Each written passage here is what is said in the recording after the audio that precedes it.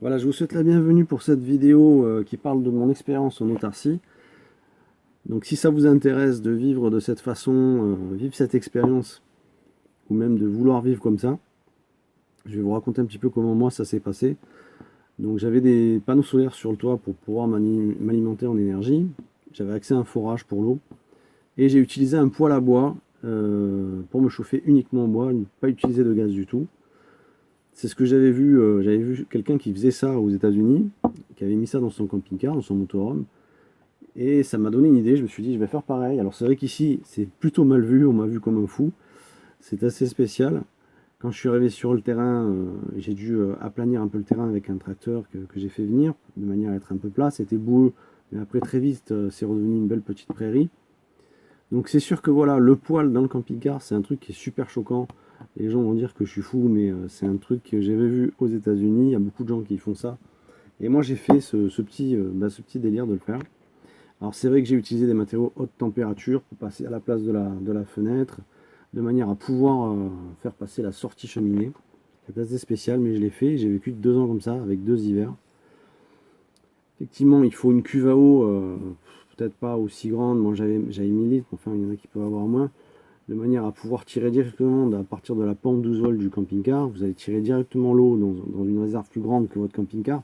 Parce qu'un camping-car c'est entre 100 et 120 litres, maximum 150, c'est un peu léger. Donc c'est ce que j'avais fait pour avoir plus d'eau dans le camping-car. Moi j'avais pris un petit terrain qui fait que j'ai toujours, là pendant que je vous parle je suis dessus avec mon camping-car d'ailleurs, qui fait un peu moins d'un hectare. Et pour rester tout l'hiver, il fallait à peu près 4 stères de bois. Avec 4 stères, vous en sortez pour un hiver. Et puis là, c'est le plaisir de la nature, le merveilleux continuellement. Progressivement, j'ai commencé à faire des petites installations. Là, j'étais en train de faire une table canadienne à partir de troncs coupés en deux, de récupérer. Donc le chien pouvait se mettre à l'ombre en dessous. Et donc là, on voit que c'est pas encore la prairie, c'est plutôt de la terre. Progressivement, c'est venu. Ça a été ma première jument par la suite. J'aime beaucoup les chevaux, donc j'ai eu 3 chevaux par la suite.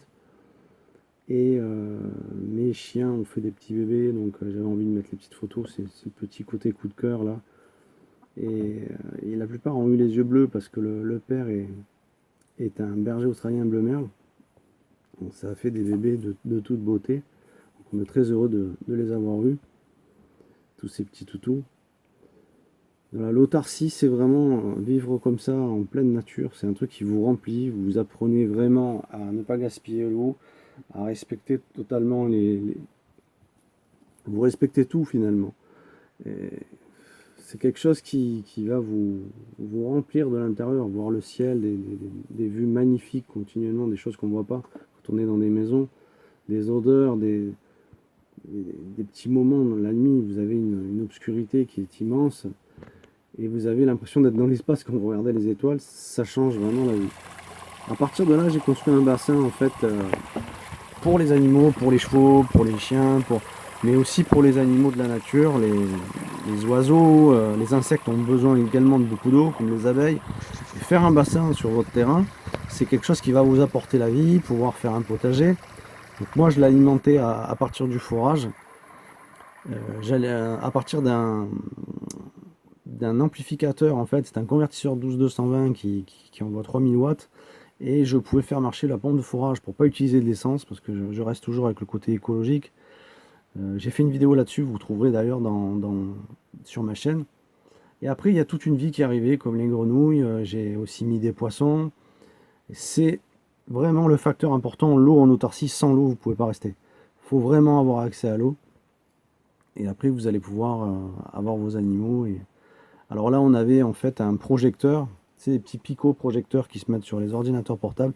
Et on a projeté sur le camping-car. Ça vous fait un cinéma en plein air. C'est des petites choses voilà, ah ouais, je peux faire ça. C'est vraiment agréable en plein été de faire ce genre de petits trucs qui est pas commun, quoi. Par la suite, donc, j'ai eu cette caravane qui était une 10 mètres, une taverne 10 mètres avec la flèche. C'est vraiment aussi grand qu'un mobil-home. C'était vraiment très agréable, beaucoup de confort. Mais voilà, c'est toujours pareil, c'est très mal vu. À partir de là, bon ben, on va venir vous chanter une petite chanson de ouais, il faut pas, ceci, cela et tout. Donc c'est quelque chose qui déplaît. Donc j'ai pas trop aimé finalement la caravane. J'ai préféré l'idée aussi du camping-car parce que finalement, ben, vous êtes motorisé, donc vous êtes plus axé à pouvoir vous déplacer. Pour ceux qui aiment partir un peu en voyage, ils vont comprendre ce que je dis, alors que la caravane, bon, c'est plus pénible. Il faut l'atteler, il faut la dételer, ainsi de suite. Voilà. Donc moi, je vous conseille de rester en motorisé ou même en camion aménagé, parce que là, vous allez être un peu plus tranquille. Dès que c'est motorisé, ça va mieux, mais en caravane, on va venir vous embêter. Moi, de mon expérience, voilà, je vous donne ce conseil. Restez en motorisé. Tant pis si c'est plus petit, parce que sinon, on va venir vous embêter. Donc restez comme ça, camping-car ou camion aménagé. Si vous avez ce projet de rester sur un terrain que vous avez acheté pour passer un certain nombre de temps, ou même que vous avez envie de rester, restez en motorisé, c'est la clé, quoi. C'est le secret que je vous donne pour y arriver. Je vous conseille vraiment de le faire si vous avez envie, ça va vraiment vous remplir, ça change une vie. Et moi, ben je reviens sur mon terrain pour revenir à nouveau et continuer cette expérience. Parce que ça me plaît tellement que je veux qu'une chose, c'est continuer. Voilà, alors j'espère que cette petite vidéo vous aura plu, qu'elle vous aura servi. Si vous avez des commentaires, vous avez envie qu'on dialogue, et pourquoi pas qu'on reste en contact, abonnez-vous à ma petite chaîne. J'ai tout un tas de petites vidéos qui vous conseillent, avec des conseils pour vivre en autarcie, des petits trucs qui moi, m'ont servi et que j'ai appris de moi-même pendant ces 2 ans.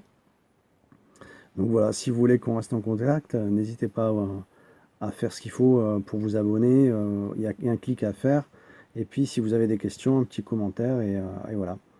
Donc à bientôt et j'espère que ça vous aura servi.